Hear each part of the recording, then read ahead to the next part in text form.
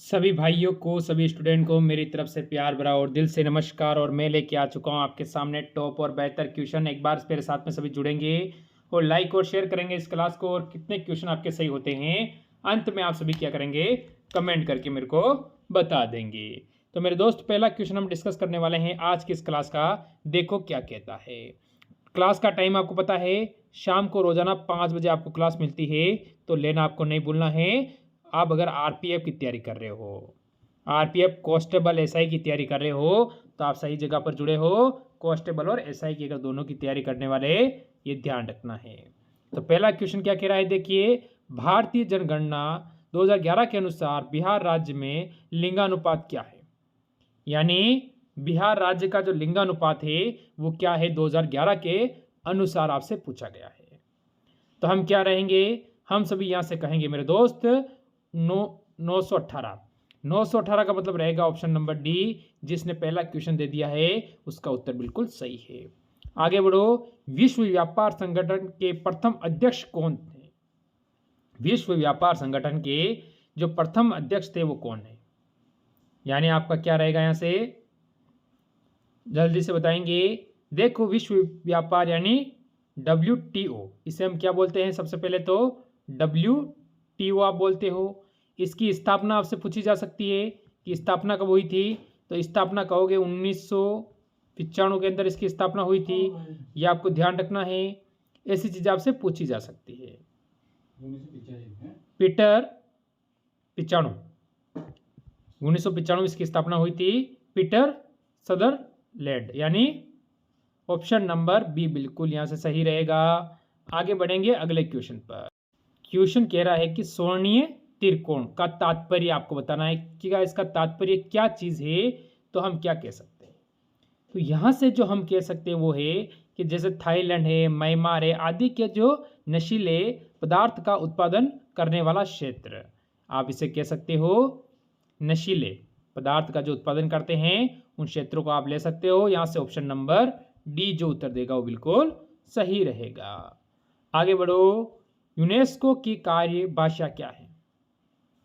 जो यूनेस्को की कार्य भाषाएं हैं वो कौन सी है, ये आपको बताना है।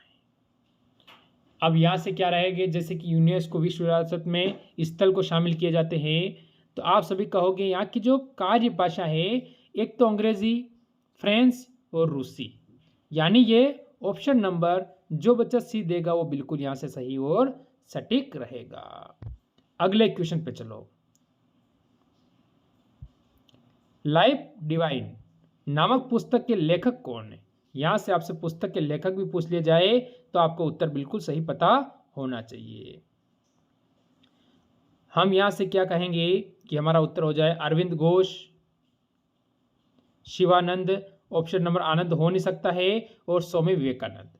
अब यहां से बताओ तो क्या है लाइफ, यानी हम कहेंगे Aurobindo Ghosh. Option number A जो यहां से देगा वो बिल्कुल सही है।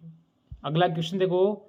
कानूनी विषयों पर राज्य सरकार को कौन सा परामर्श देता है? यानी कानूनी विषयों पर जो राज्य सरकार को परामर्श देता है वो कौन है? कौन देगा परामर्श, ये आपको बताना है। यानी सलाह,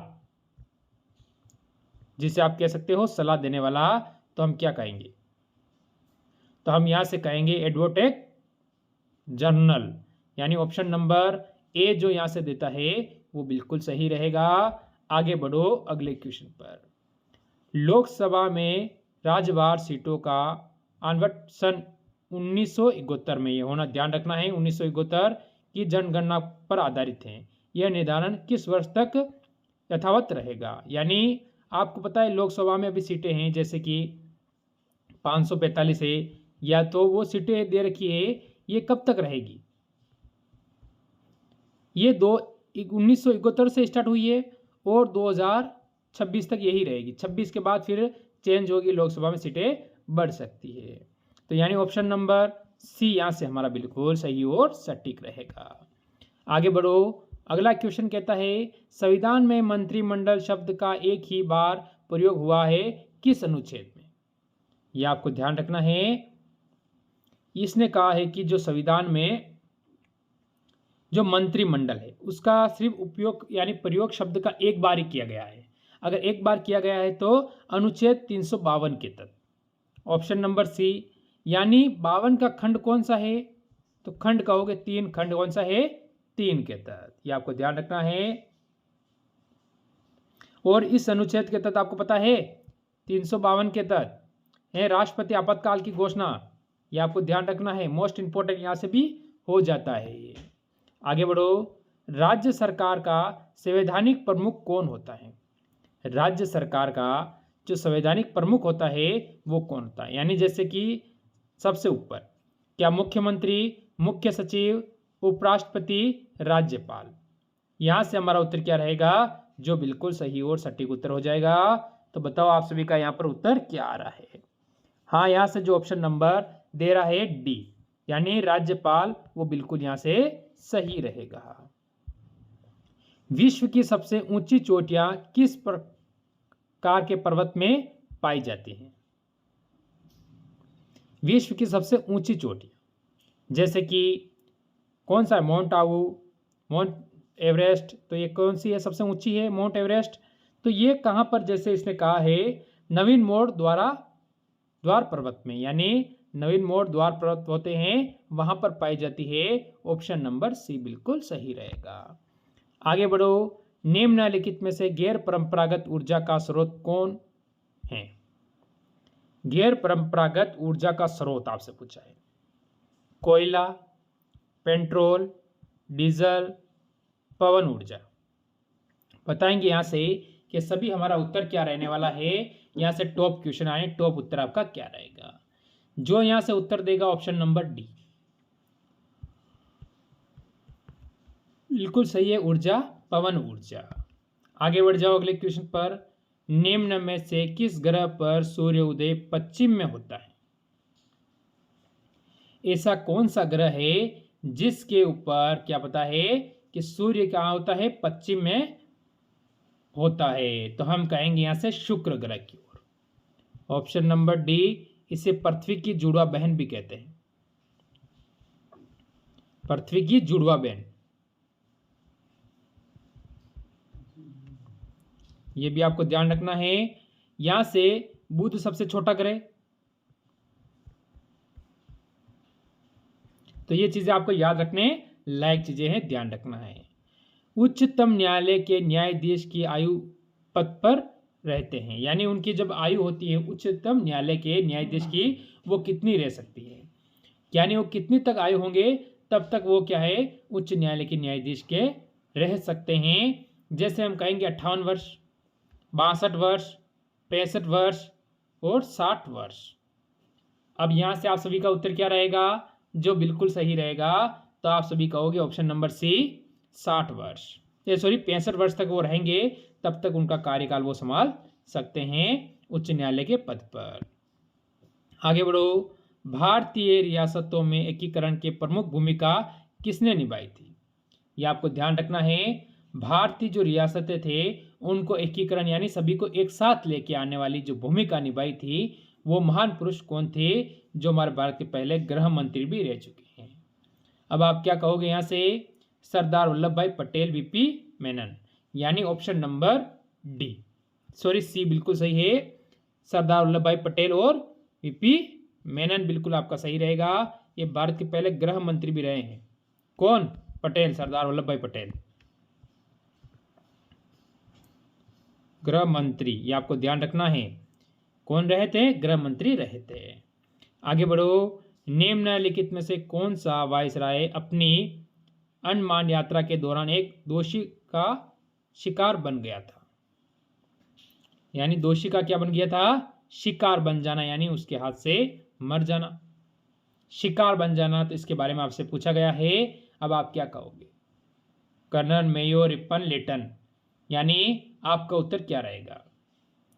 तो लॉर्ड मेयो, मेयो यानी ऑप्शन नंबर, यहां से जो बच्चा बी देगा वो बिल्कुल सही और सटीक उत्तर आपका यहां से हो जाएगा। बढ़िए अगले क्वेश्चन पर। ज्वालामुखी गतिविधियों से किस प्रकार की झील बनती है? ज्वालामुखी की जो गतिविधियां होती है उससे कौन से प्रकार की झील का निर्माण होता है, ये आपसे पूछ रहा है। तो क्या कहेंगे कि आखिरकार कौन सी झील प्रकार की झीलें बनती है, क्या कहेंगे? तो यहां से आपका उत्तर option A B C D 4 option आपके सामने है, एक बिल्कुल सही होगा। तो काल्डेरा झील यानी ऑप्शन नंबर यहां से ए बिल्कुल सही रहेगा आपका उत्तर। बढ़ेंगे अगले क्वेश्चन पर। संतुलन कीमत को अन्य किस नाम से जाना जाता है, ये आपसे पूछा है। तो संतुलन कीमत होती है, उसको अन्य किस नाम से, यानी उसका एक और नाम क्या है? तो यहां से हम क्या कहेंगे मेरे दोस्त, हम कहेंगे स्थिर कीमत। स्थिर कीमत का मतलब हो जाता है ऑप्शन नंबर डी, यहां से बिल्कुल सही और सटीक उत्तर रहेगा आपका। मेरी बात आपके समझ में आई होगी। आगे बढ़ो। किस रंग का तरंग दैर्घ्य कम होता है, यानी कौन सा रंग है उसका जो तरंग दैर्घ्य होता है वो कम होता है, ये आपको बताना है। तो हम क्या कहेंगे, बैंगनी, लाल, हरा, नीला, यानी किसका होता है? तो यहां से आप सभी कहोगे मेरे दोस्त कि सर बैंगनी। बैंगनी का मतलब क्या रहेगा? ऑप्शन नंबर ए। बैंगनी का मतलब क्या है? ऑप्शन नंबर ए बिल्कुल सही है। वह कौन सा प्रथम भारतीय है जिसने पृथ्वी को अपनी दूरी पर घूमता बताया है, ये बता। तो आपका क्या रहेगा कि ऐसा कौन सा भारतीय है जिसने क्या क्या है, पृथ्वी अपने दूरी पर क्या करती है, घूमना, यानी बताया है, तो घूमती है। तो किसने बताया है? यहां से आप सभी कहोगे आर्यभट्ट। आर्यभट्ट का मतलब है ऑप्शन नंबर ए। आगे बढ़ो। बिना प्रतिनिधित्व के कराधान नहीं एवं बहुत चित्त नारा संबंधित है। तो हम क्या कहेंगे यहां से? तो यहां से हम कह सकते हैं ये अमेरिकन स्वतंत्रता युद्ध से, यानी अमेरिकन स्वतंत्रता का जो युद्ध था, ऑप्शन नंबर डी बिल्कुल यहां से आप सभी का सही रहेगा। बढ़ेंगे अगले क्वेश्चन पर जो आपके सामने। लाहौर किस नदी के तट पर बसा है, यानी लाहौर है वो कौन सी नदी के तट पर बसा है, यानी शहर है। तो आप बताएंगे यहां से सतलज, व्यास, रावी, झेलम, यानी हमारा उत्तर यहां से क्या रहेगा? तो आप सभी कहोगे ऑप्शन नंबर सी, यहां से रावी बिल्कुल सही और सटीक उत्तर रह जाएगा। आगे बढ़ो। मांग के नियम के अनुसार है, मांग के नियम के अनुसार आपसे पूछा है, तो आप क्या कहोगे? कीमत बढ़ने पर मांग बढ़ती है, या मांग की लोक सर्वाधिक इकाई के बराबर होती है, कीमत बढ़ने पर मांग घट जाती है? तो आप सभी कहोगे ऑप्शन नंबर यहां पर सी बिल्कुल सही है। बढ़ेंगे अगले क्वेश्चन पर। क्या कहता है? किस प्रक्रम से समुद्र जल से सामान्य लवण प्राप्त किया जाता है?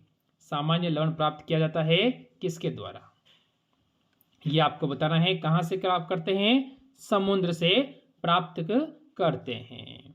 तो हम सभी यहां से कहेंगे वाष्पीकरण। वाष्पीकरण का मतलब होता है ऑप्शन नंबर बी, यहां से बिल्कुल सही है। बढ़ो अगले क्वेश्चन पर।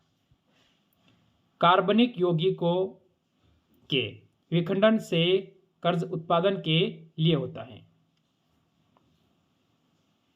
क्या कहेंगे? कर्जा जो उत्पादन होता है तो किसके लिए होता है, क्या है यहां से? अपचय, अपचय या उपचय। तो आप कहोगे कि यहां से अपचय बिल्कुल सही होगा, ऑप्शन नंबर सी।